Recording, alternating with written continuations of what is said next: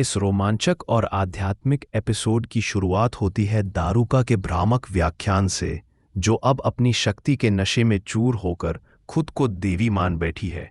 वह कहती है, बोले नाथ हमारे जुम हैं, बोले हैं हमारे साथ, और खुद को शिव की समकक्ष मानने का प्रयास करती है। उसकी वाणी में भक्ति कम और अहंकार अधिक झलकता है। वह स्वयं को शिव की साधना का फल बताती है, परंतु अब वही वरदान उसके विनाश का कारण बनने वाला है। दारुका के शब्दों से स्पष्ट है कि उसका मन अब मोह, अभिमान और अधिकार की जाल में फंस चुका है। इसी बीच महादेव और देवी पार्वती के संवाद से कथा का गहरापन बढ़ता है। जब पार्वती कहती हैं, शिव कौन है शिव, मैं तो बोला हूं। यह देवी स्वयं को प्रकृति का अंश मानकर शिव से अपनी एकता की बात करती हैं। वे कहती हैं कि उनके बिना शिव अधूरे हैं, और यह सत्य है कि शिव और शक्ति एक ही तत्व के दो स्वरूप हैं। किंतु इस बार स्थिति भिन्न है। दारुका ने अपनी शक्ति का दुरुपयोग कर देवी पार्वती को अपने वन में बंदी बना लिया है। देवी पार्वती के मन में पीड़ा और वेदना है, क्योंकि वह जानती है कि यह वही भक्त है जिसने अपनी भक्ति को अहंकार में बदल दिया। महादेव को जब यह ज्ञात होता है कि देवी पार्वती दारुका के बंधन में है, तो वे अपने संकल्प में दृढ़ होकर कहते हैं, समय ने हमें सिखाया है कि वरदान से जन्मा अहंकार और मोह से बने बंधन बनते ही टूटने के लिए है। वे जानते हैं कि यह समय परीक्षा का है, लेकिन उनके मन में यह विश्वास भी है कि कोई भी शक्ति, चाहे वह वरदान से उत्पन्न ही क्यों न हो, शिव और शक्ति को अलग नहीं कर सकती। देवी पार्वती की पीड़ा देखकर महादेव उन्हें आश्वस्त करते हैं कि वे स्वयं योजना बनाएंगे जिससे देवी मुक्त हो सके। देवी पार्वती उन्हें स्मरण कराती है कि वे दारुका को सीधे दंड नहीं दे सकते, क्योंकि उसे स्वयं देवी शक्ति का वरदान प्राप्त है, और उस वरदान का मान रखना भी आवश्यक है। महादेव शांत स्वर में कहते हैं, हल है देवी, आप निश्चिंत रहें। उधर दारुका अपने अहंकार में खोई हुई देवी पार्वती के लिए भोजन लेकर आती है और कहती है, देखिए माता, मैंने आपके लिए इतने स्वादिष्ट व्यंजन बनाए हैं। पर देवी पार्वती कहती है कि मेरा मन व्याकुल है, मुझसे एक निवाला भी नहीं उतरता। यह सुनकर दारुका झूठी करुणा दिखाते हुए कहती है, जगदम्बा और अस्वस्थ यह कैसे हो सकता है। लेकिन वास्तव में उसके मन में कोई श्रद्धा नहीं होती, वह केवल दिखावा करती है। फिर भी वह अपने भीतर सोचती है कि संसार उसे स्मरण करेगा, क्योंकि वही भक्त है जिसने देवी को अपने बंधन में बांध लिया। महादेव दूर बैठे इस दृश्य को देख रहे होते हैं। देवी पार्वती शांत स्वर में कहती है, प्रकृति को तुमने बंदी बना लिया है, लेकिन बताओ दारुका, इस बंधन में वायु कहाँ से आएगी, जल कहाँ से बहेगा।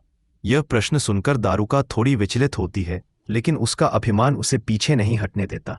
साथ ही वहां एक साधक शिव के छद्म रूप में आता है, जो देवी पार्वती के समीप होता है और देवी को मुक्त कराने की योजना बनाता है। वह दारुका से कहता है कि देवी को पर्वतों की वायु की याद सता रही है, उन्हें थोड़ी देर के लिए बाहर ले जाइए। दारुका क्रोध में कहती रहे, यह मेरा वन है, मेरी अनुमति के बिना कोई बाहर नहीं जा सकता। महादेव साधक के रूप में कहते हैं, आपका हाथ थामे बिना कोई इस आवरण को पार नहीं कर सकता, तो आप निश्चिंत रहें। दारुका सोचती है कि यह भक्त वफादार है, इसलिए अनुमति दे देती है। देवी पार्वती को लेकर महादेव बाहर निकलने का प्रयास करते हैं, लेकिन तभी दारुका का सुरक्षा कवच सक्रिय हो जाता है। वह चिल्लाती है, रुक जाओ, तुम इस आवरण को पार नहीं कर सकते, भस्म हो जाओगे। देवी कहती है, मुझे अपने शिव पर पूर्ण विश्वास है। यह वाक्य प्रेम और विश्वास की पराकाष्ठा को दर्शाता है। इससे पहले का दृश्य दिखाता है कि स्वर्गलोक में इंद्र और अन्य देवता दारुका के अत्याचार से त्रस्त हैं। इंद्र कहते हैं, जब से इस हठी दारुका ने माता पार्वती को बंदी बनाया है, संपूर्ण प्रकृति शिथिल हो रही है। वे महादेव से विनती करते हैं कि कुछ करें, परंतु इंद्र अधीर होकर अपने वज्र से दारुका के सुरक्षा कवच पर वार कर देता है, जिससे देवी दारुका क्रोधित होकर कहती है, इंद्र, यदि दोबारा ऐसा दुस्साहस किया तो मैं तुम्हारे नाम से देवत्व और राज्य दोनों नष्ट कर दूंगी। यह संवाद दारुका के अंदर के पागलपन और शक्ति के दुरुपयोग का प्रतीक है। इधर महादेव अपनी योजना के अगले चरण में देवी पार्वती को कहते हैं, जीवन में धैर्य ही वह नीम वृक्ष है जिसका स्वाद कड़वा है लेकिन लाभ अमूल्य है। परिणाम पाने से पहले परीक्षा की साधना करनी पड़ती है। यह वाक्य पूरे दृश्य का दार्शनिक सार बन जाता है। देवी पार्वती मुस्कुराकर कहती है कि उन्हें अपने शिव पर पूर्ण विश्वास है। उसी क्षण दारुका का जाल कमजोर पड़ने लगता है। देवी पार्वती के भीतर की शक्ति जागृत होती है, क्योंकि उनके मन में अब भय नहीं, केवल विश्वास है। फिर दृश्य बदलता है। दारुका वन में देवी को बंदी बनाकर रखती है, लेकिन महादेव एक साधारण भक्त का रूप लेकर उसके पास आते हैं। वह देवी दारुका से कहता है, मैं आपके लिए कैलाश से यह दिव्य पुष्प लाया हूं, इससे देवी पार्वती की पीड़ा कम होगी। दारुका उस पुष्प को देवी को देती है और देवी उस पुष्प को देखकर शांत होती है। वह कहती है, इस पुष्प ने मेरे मन को शांति दी, तुमने मेरा मन प्रसन्न किया है। दारुका खुश होकर कहती है, मांगो, क्या वर चाहिए। उस भक्त रूपी महादेव का उत्तर अत्यंत गूढ़ होता है, मैं स्वार्थी भक्त नहीं, मैं देवी पार्वती को मुक्त हवा में ले जाना चाहता हूं, ताकि उन्हें स्वच्छ वायु और कलकल बहते जल का अनुभव हो सके। दारुका उसकी बातों में आ जाती है, परंतु जब वह देखती है कि भक्त देवी को ले जा रहा है तो उसे समझ आ जाता है कि यह सब छल था। वह क्रोधित होकर चिल्लाती है, तुम मेरे बनाए सुरक्षा कवच को पार नहीं कर सकते। लेकिन तभी महादेव अपना वास्तविक स्वरूप प्रकट करते हैं और कहते हैं, देवी दारुका, तुमने अपने वरदान का दुरुपयोग किया है, अब इसका अंत समय आ गया है। दारुका चीखती है, नहीं, मैं तुम्हें नहीं छोड़ूंगी।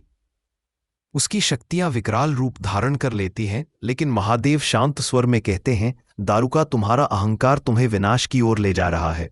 शक्ति का अर्थ सृजन है, बंधन नहीं।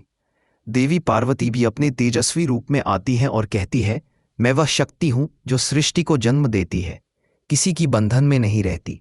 इस संवाद के साथ पूरा वन कांपने लगता है। दारुका अपने ही बनाए जाल में उलझ जाती है और उसकी शक्तियां स्वयं उसे बंधन में जकड़ लेती हैं। देवी पार्वती मुक्त हो जाती हैं और जब वे बाहर निकलती हैं तो सूर्य की किरणें उन पर पड़ती हैं, मानो स्वयं प्रकृति उनकी स्वतंत्रता का स्वागत कर रही हो। महादेव उन्हें देखकर कहते हैं, मैंने कहा था देवी, कोई शक्ति ऐसी नहीं जो हमें अलग कर सके। देवी मुस्कुराती है। कभी कभी परीक्षा भी प्रेम को और दृढ़ बना देती है। यह संवाद इस कथा का भावनात्मक केंद्र बन जाता है। उधर इंद्रलोक में देवता महादेव और पार्वती की स्तुति करते हैं। इंद्र कहता है, देवी शक्ति और भगवान शिव का ये मिलन ही सृष्टि का आधार है। वहीं दारुका अपने कर्मों का फल भोगते हुए अपने ही वन में निष्क्रिय हो जाती है। उसकी शक्ति नष्ट हो जाती है क्योंकि वह भक्ति के मार्ग से भटक गई थी। एपिसोड के अंतिम क्षणों में महादेव कहते हैं, जो शक्ति का सम्मान नहीं करता वह शक्ति से ही नष्ट हो जाता है। जो भक्ति को अहंकार में बदल देता है उसका अंत निश्चित होता है। देवी पार्वती उनके शब्दों को सुनकर कहती हैं, शक्ति और शिव जब एक होते हैं तब सृष्टि में संतुलन आता है। यही सृष्टि का नियम है। इस प्रकार ये पूरा एपिसोड भक्ति, शक्ति और अहंकार के संघर्ष की अद्भुत प्रस्तुति है। इसमें दारुका का पतन, देवी पार्वती की परीक्षा और महादेव का धैर्य एक त्रिवेणी की तरह जुड़ते हैं। ये कथा केवल देवी देवताओं की नहीं बल्कि हर उस व्यक्ति की है जो जीवन में शक्ति का दुरुपयोग करता है और अंततः अपने कर्मों का फल भोगता है। अंत में जब महादेव और पार्वती कैलाश लौटते हैं तो संपूर्ण प्रकृति पुनः जीवंत हो उठती है। पुष्प खिल उठते हैं और वायु में भक्ति का संगीत गूंजने लगता है। यह दर्शाता है कि जब शक्ति और शिव एक साथ होते हैं तब सृष्टि संतुलित और शांत होती है।